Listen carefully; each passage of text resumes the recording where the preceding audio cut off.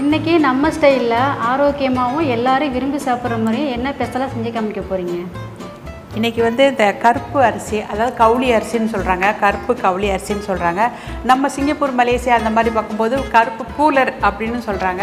ஏற்கனவே நம்ம சேனலில் இது வந்து ஒரு பாயாசம் செஞ்சு போட்டிருக்கோம். இதை வந்து அதை விட எவ்வளோ ஈஸியாக சீக்கிரமாக செய்யலாம் அப்படிங்கிறதுக்காக இன்றைக்கி எடுத்துகிட்டு வந்திருக்கோம். டீ காஃபி குடிக்கிறதுக்கு பதிலாக இதை செஞ்சு நம்ம வந்து கொஞ்சம் ஒரு 10 நிமிஷம் தான் ஆகும். சீக்கிரமாக செஞ்சு சாப்பிடக்கூடியது. வாங்க வீடியோக்குள்ளே போய் பார்க்கலாம். சீக்கிரமாக செய்யலாம், எல்லோரும் குடிப்போம் செஞ்சுட்டு.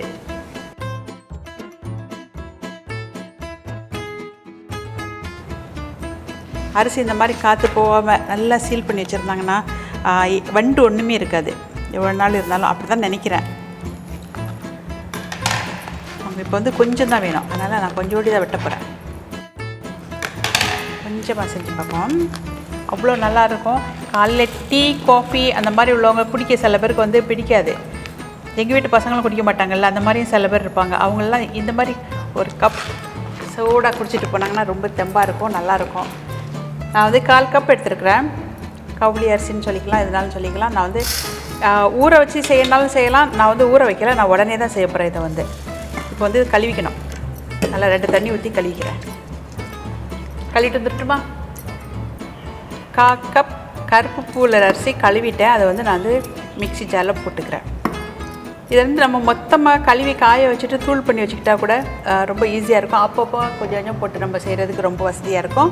பாதாம் பருப்பு தோல் நீக்கி எடுத்து வச்சுருக்கேன். 5 பருப்பு இருக்குது. தேவைப்பட்டால் போடலாம். போட்டிங்கன்னா ரொம்ப சத்து, உடம்புக்கு நல்லது.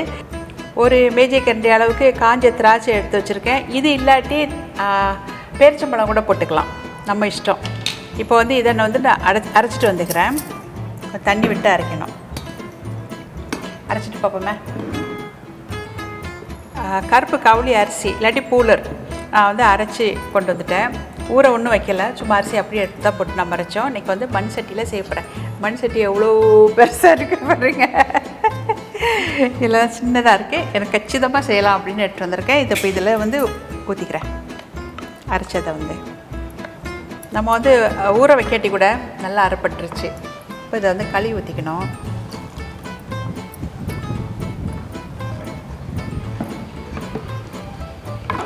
கொஞ்சம் தண்ணி ஊற்றி கலந்துக்கிட்டேன். இப்போ வந்து அடுப்பாடு பொருத்திக்க போகிறேன்.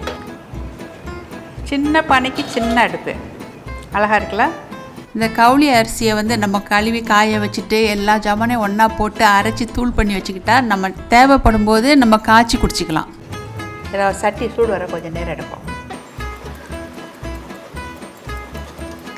ஒரு பிஞ்ச் உப்பு போட்டுக்கிறேன். ஒரு மெஜை கட்டி நீனே சொல்லிடு. நாட்டு சர்க்கரை. நீங்கள் இனிப்பு கூட வேணால் போட்டுக்கலாம். நாட்டு சர்க்கரை இல்லாட்டி மற்ற இனிப்பு வகையாக போட்டுக்கலாம். சீக்கிரமாக தயாராகிட்டு வருது. கெட்டியாக வந்துட்டுருக்குது. இந்த சமயத்தில் நான் வந்து சோயா பால் எடுத்து வச்சுருக்கேன். இது வந்து ரெடிமேட் பால். இந்த பாலில் கொஞ்சம் சீனி இருக்கிறதுனால நான் வந்து இனிப்பு கம்மியாக போட்டிருக்கிறேன். நீங்கள் வந்து தேங்காய் பால் ஊற்றிக்கலாம், இல்லாட்டி பசும்பால் கூட ஊற்றிக்கலாம். பால் கூட ஒரே நம்ம இஷ்டத்துக்கு ஊற்றிக்கலாம். கெட்டியாக வேணுங்கிறவங்க கொஞ்சம் கூட ஊற்றிக்கலாம். நான் வந்து 1 கப் ஊற்றிக்கலாம். இந்த பால் வந்து நம்ம சேனலில் ஏற்கனவே நம்ம வீடியோ செஞ்சு போட்டிருக்கோம், சோயாவிலேருந்து எப்படி பால் செய்கிறது அப்படின்ட்டு. இது வந்து வீகன் எல்லாருமே நம்ம சாப்பிடலாம். அதனால தான் இந்த பாலை ஊற்றி செஞ்சு காட்டுவோம் அப்படின்ட்டு எடுத்துகிட்டு வந்துருக்குறேன். கொஞ்சம் இறுகி வரதா இன்னொரு 1/2 கப் சோயா மில்க் ஊற்றிக்கிறேன்.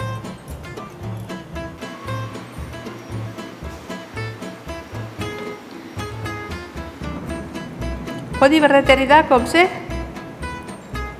இந்த சைடெல்லாம் அப்படியே கொதி வருது. நான் இப்போ வந்து அடுப்பு அடைச்சிக்கிறேன். அடுப்பு அடைச்சதுக்கு அப்புறம் கூட மண் சட்டி இங்கே போய் நல்லா கொதிச்சிக்கிட்டே இருக்குது. நம்ம ஸ்டைலில் கருப்பு கவுளி அரிசி இல்லாட்டி கருப்பு பூலரு கஞ்சி இல்லாட்டி பாயாசம் தயாராகிட்டு. இது உங்களுக்கு எல்லாத்துக்கும் பிடிச்சிருக்குன்னு நம்புகிறோம். உங்களுக்கெல்லாம் பிடிச்சிருக்கிறதுனால உங்கள் நண்பர்களுக்கு உறவினருக்கெல்லாம் ஷேர் பண்ணிவிட்டு எங்களுக்கும் கமெண்ட் பண்ணுங்கள். இதை நீங்களும் செஞ்சு குடிச்சு பார்த்துட்டு அது எப்படி இருக்குங்கிறத கண்டிப்பாக எங்களுக்கு கமெண்டில் கொடுங்க. ரொம்ப சுலபமாக செய்யக்கூடியது. மேலே ஆள் போயிட்டுருக்காங்க.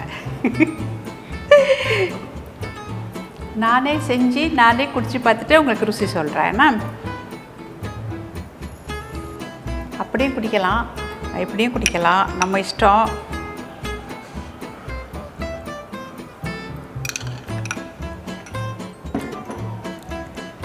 அந்த அரிசியை நம்ம வந்து உடனே தானே அரைச்சிட்டு போட்டு செஞ்சோம். அது நல்லா வெந்துருச்சு. அது சில பேர் ஊற வச்சுட்டு தான் அரைப்பாங்க, நம்ம வந்து அப்படி செய்யலை. அது நல்லா வெந்துருச்சு. அந்த பழம் கொஞ்சம் போட்டோம், காஞ்ச திராட்சை கொஞ்சம் போட்டோம், அப்புறம் கருப்பட்டி, அந்த சோயா பாலில் வர இனிப்பு, அதெல்லாம் சேர்ந்து அந்த இனிப்பு போதுமான அளவுக்கு இருக்குது. உங்களுக்கு கூட வேணால் நீங்கள் போட்டுக்கலாம்.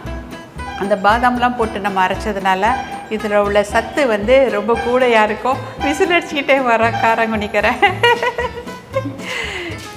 ஹலோ.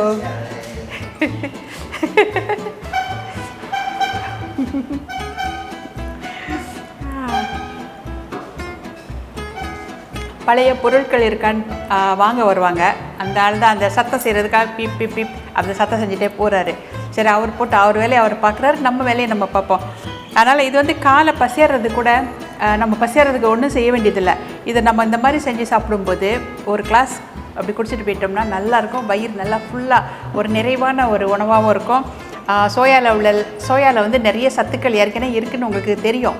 இறைச்சியில் உள்ள சத்து எல்லாமே இருக்குது. வீகன்கள் வந்து இறைச்சி சாப்பிடாதனால அவங்களுக்கு ரொம்ப பொருத்தமானது. அது போக நம்ம சாப்பிட்டாலும் அதனால் ஒன்றும் இல்லை, அவங்க தான் சாப்பிடணுன்னு அவசியம் இல்லை, நம்மளும் சாப்பிடலாம். அப்புறம் பால் அதெல்லாம் தேவைப்படுறவங்க வந்து பால் ஊற்றிக்கலாம், தேங்காய் பால் ஊற்றினாலும் ஊற்றிக்கலாம். இல்லை தேங்காய் உங்களுக்கு அரைச்சி பால் எடுக்க கஷ்டமாக இருந்தால் அந்த அரிசியிலே நம்ம அரைக்கிறோம்ல, அப்போவுமே கொஞ்சம் தேங்காய் பூவோ தேங்காய் இல்லை சிறுசிலாக கொஞ்சம் வெட்டி போட்டு கூட அரைச்சிட்டு அப்படியே கூட காய்ச்சிக்கலாம். அது எவ்வளோ ஈஸியாக நம்மளால் செய்ய முடியுமோ அந்த மாதிரி செஞ்சுக்கலாம். இந்த வீடியோ உங்களுக்கெல்லாம் பிடிச்சிருக்கோன்னு நினைக்கிறேன். நீங்கள் வந்து காமெண்ட்டில் எங்களுக்கு வந்து சொல்லுங்கள். சொல்லு கோமதி. இப்போ நான் என்ன சொல்கிறது, நம்ம ஸ்டைலை பார்த்தவங்களுக்கு நன்றி, இதுக்கப்புறம் பார்க்க போகிறவங்களுக்கும் நன்றி.